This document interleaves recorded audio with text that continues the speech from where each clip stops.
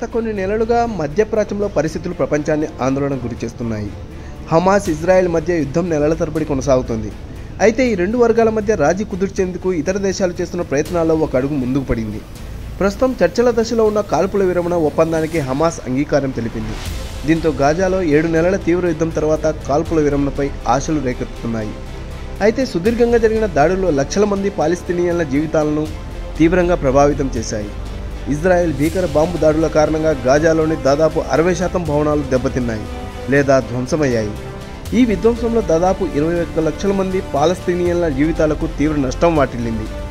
Satellite అనాలిసిస్లు జరిగిన నష్టం తీవ్రతను వెల్లడిస్తున్నాయి. ఈ ప్రాంతంలో సాధారణ స్థితిని కల్పించడానికి పునర్నిర్మాణ ప్రయత్నాలు వేగంగా చేపట్టాల్సిన అవసరాన్ని నొక్కి చెబుతున్నాయి. గాజా పరిస్థితి ఏంటి? ఇజ్రాయెల్ దాడుల్లో గాజా తీవ్రంగా నష్టపోయింది. UN development programme, economic and social commission for western Asia నివేదిక ప్రకారం ఈ యుద్ధం కారణంగా దాదాపు 3,70,000 గృహాలు ప్రభావితమయ్యాయి. 79,000 గృహాలు పూర్తిగా ధ్వంసమయ్యాయి. పూర్తిగా ధ్వంసమైన ఇళ్లను పునర్నిర్మించడానికి చాలా సమయం పట్టవచ్చని UNDP అంచనా వేస్తోంది. మునుపటి గాజా పునర్నిర్మాణం వేగం ఆధారంగా చూస్తే ఇందుకు 80 సంవత్సరాలు పట్టవచ్చని చెబుతోంది.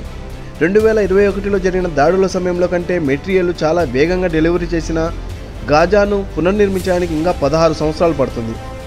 ఈ యుద్ధం వల్ల గాజా ప్రజా మౌలిక సదుపాయాలకు 18.5 బిలియన్ల నష్టం వాటిల్లిందని అంచనాలు ఉన్నాయి. ప్రపంచ బ్యాంక్ గ్రూపు, ఐక్యరాజ్య సమితి నివేదించిన ప్రకారం ఇది 2022లో వెస్ట్ బ్యాంక్, గాజా సంయుక్త GDPలో దాదాపు 97% కావడం గమనార్హం. గాజా నష్టంలో ఎక్కువ భాగం సుమారు 73% గృహ నష్టాల కారణంగా సంభవించింది. మరో 18% నీరు, ఆరోగ్యం, విద్యా సౌకర్యాల వంటి ప్రజాసేవలకు నష్టం వల్ల ఏర్పడింది.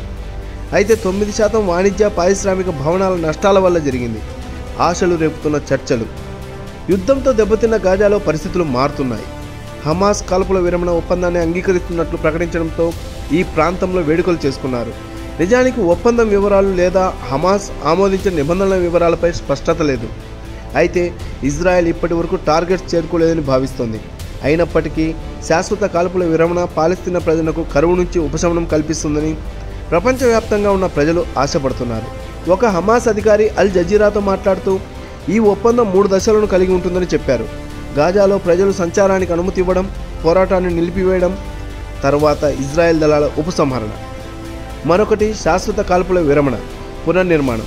హమాస్ బందీల విడుదలకు బదులుగా యుద్ధానికి ముగింపు, ఇజ్రాయెల్ దళాల పూర్తి ఉపసంహరణ సహా స్పష్టమైన హామీలను కోరుతోంది. మరోవైపు ఈజిప్టు, ఖతార్ మధ్యవర్తిత్వ చర్చలు మంగళవారం కూడా కొనసాగాయి.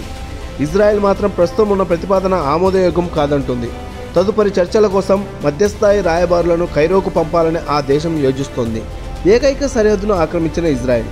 హమాస్ కాల్పుల విరమణ ప్రకటించిన కొద్దిసేపటికే ఇజ్రాయెల్ నియంత్రణలో లేని ఏకైక రవాణా కేంద్రమైన రఫా సరిహద్దు క్రాసింగ్ను ఇజ్రాయెల్ రక్షణ దళాలు తమ ఆధీనంలోకి తీసుకున్నాయి. యుద్ధ సమయంలో ఈ సరిహద్దు పాయింట్ ద్వారానే గాజాలోని ప్రజలకు ఇతర దేశాల నుండి సాయం అందేది. అక్కడ హమాస్ ఉనికిని గుర్తించిన ఇజ్రాయెల్ ఆ ప్రాంతాన్ని తమ సైన్యం ఆధీనంలోకి తీసుకున్నట్టు సమాచారం. అమెరికా నుండి వ్యతిరేకత ఉన్నప్పటికీ ఇజ్రాయెల్ నెలల తరబడి గాజాలో భూదాడులకు సిద్ధమైంది. వైమానిక దాడులను తీవ్రతరం చేసింది. రఫాలోని 1,50,000 మంది పాలస్తీనియన్లలో 1,00,000 మందిని ఖాళీ చేయమని ఆదేశించింది. ఉత్తర గాజా తీవ్ర కరువును ఎదుర్కొంటుందని ఐక్యరాజ్య సమితి ప్రపంచ ఆహార కార్యక్రమం అధిపతి హెచ్చరించారు.